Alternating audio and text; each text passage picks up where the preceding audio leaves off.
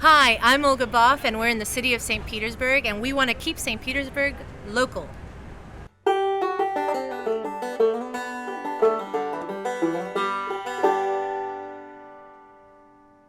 Olga and her team have absolutely sold me on every single thing that they're doing. With every dollar spent at a local business, it stays here, it's recirculated throughout, and the buying power of keeping it local is tremendous. So I'm absolutely involved in this group, and I'm committed to stepping it up a notch to make sure that we can really get their message out and know that St. Petersburg is open for business. Keep St. Petersburg Local is an independent business alliance for the city of St. Pete, and what we're trying to do is basically, our mission is to provide advocacy, education, and support to the local and independent businesses here in the city. Yes, it's about kind of strengthening our economy, but it's about celebrating these wonderful, unique businesses that we have in St. Pete that don't exist anywhere else. It's very hard for one business owner to make a stand, and Keep St. Petersburg Local provides advocacy on behalf of business owners. This here is the 600 block of St. Petersburg, and this is Central Avenue. The 600 block was actually, just 2 years ago, was completely run down. It was boarded up shop fronts, completely abandoned, and its revitalization 2 years ago has really been a catalyst for a lot of what's happening in St. Petersburg in terms of that arts community, in terms of these amazing local and independent businesses that are being sought out.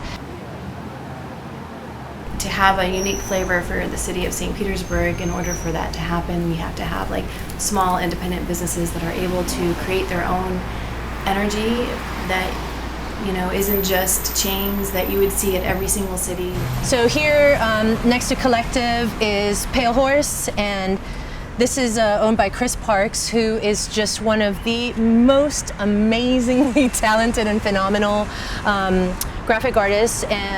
Miss Red is a vintage kind of resale shop, but she's also done a new line that she kind of has fashioned from vintage finds, and she's kind of reworked into her new fashion line.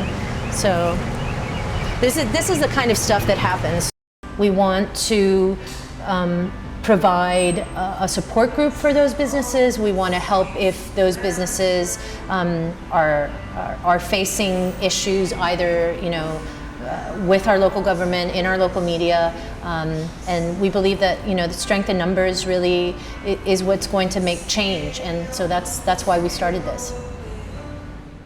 I think that the charisma and energy of Olga is pretty much what's driving, propelling the group from its infancy stage into what it can be its own self-sustaining group. But right now there's somebody that has to put a lot of work and effort into it, and Olga is definitely doing that.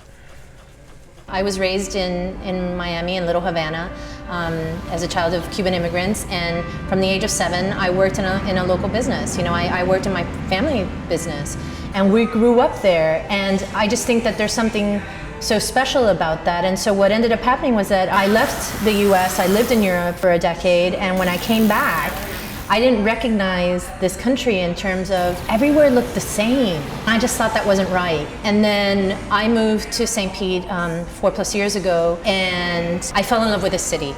The fact that my son was born here just makes me want to make this city as absolutely amazing as possible for him, so that he's as fiercely proud of saying he was born here as I am of saying I am now from here, and this is my home, and I finally found it here.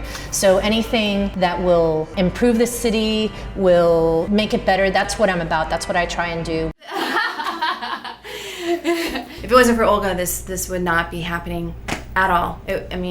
There's a board, and we all play our parts, and we all do our teeny tiny little jobs, and we're all like this, and then Olga's like this, as far as how much work she puts into it, all the way around. She is the force behind Keep St. Petersburg Local, and I love her.